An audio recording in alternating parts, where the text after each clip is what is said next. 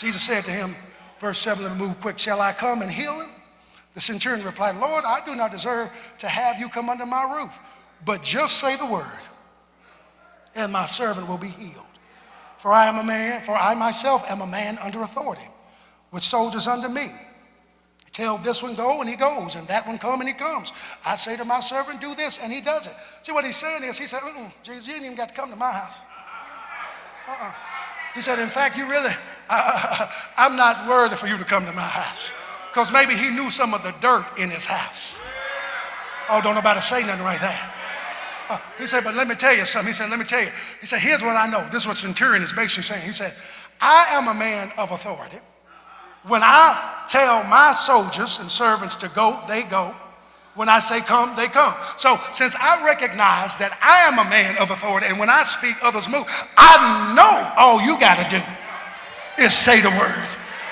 You ain't even got to move. All you have to do is say the word, because you've got that kind of authority to say something and it happens. Because see, what he reminds us of is when the unexpected comes, write this down and get it in your spirit.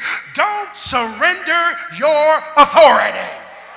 Some of us have a tendency when the unexpected comes, because I've been guilty of going to the left instead of going to God's right. How many folk know what I'm talking about? How many folks can admit in the church, because you got to take communion, that sometimes life has hit you in the unexpected, and instead of staying positive, you went all the way negative. Instead of talking up, you talked all the way. How many folk can just tell the truth? I've been there. But see, saints, don't surrender your authority. And what authority are you talking about? I'm talking about the authority to speak. Because the truth be told, I'm realizing now, starts in the mind, goes to the heart, comes out of your mouth.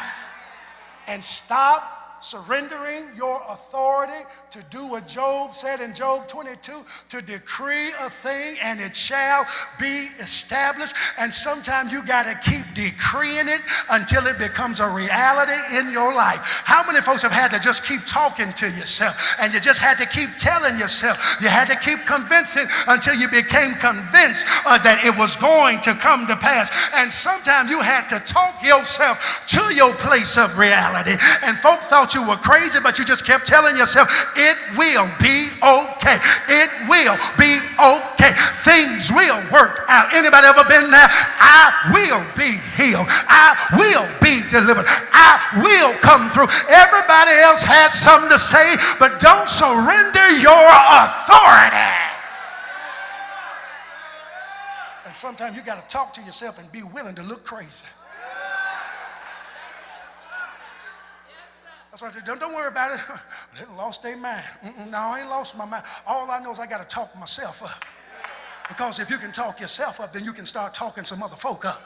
But don't surrender your authority. And see, let me tell you something. I thank God for people in our history, such as late Congressman Barbara Jordan, because I remember, if you just look on YouTube, look at some of her clips, and she didn't back away from her authority, especially during the Nixon times when she's sitting at that table on that panel during the Watergate, and she basically looks in the camera and tells the president where to go and how to keep going and what he was not going to be able to do. And the Reverend William Barber, in this day and age, is still being a mouthpiece, telling even this administration where to go, how to get there, and which roads to take. Because let me tell you something, stop sitting there letting folk talk stupid in front of you and entertaining stupidity and foolishness and not opening up your mouth. I don't care if they didn't invite you into the conversation. If they talk loud enough, they wanted you to hear, so they must need you. Stop entertaining foolishness. I am at the place now where I will no longer entertain foolish talking,